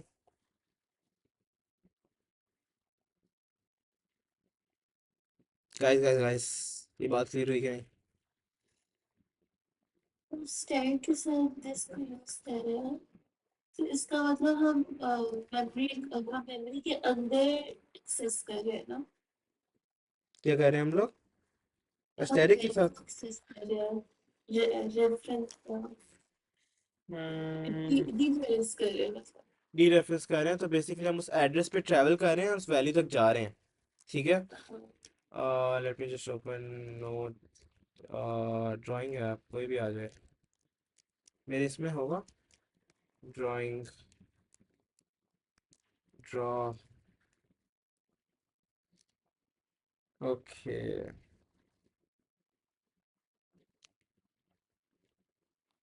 जल्दी से हो जाए यार, कुछ जल्दी से चाहिए बस मुझे, टाइम बहुत हो गया आज, हालत ख़राब होने लग गई है यार। ये क्या चमड़ी है?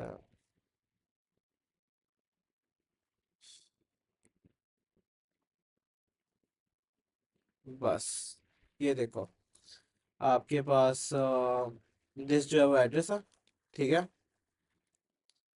किस चीज़ का एड्रेस है? जिसने कॉल किया था, किसने कॉल किया था? किसने कॉल किया था आपका?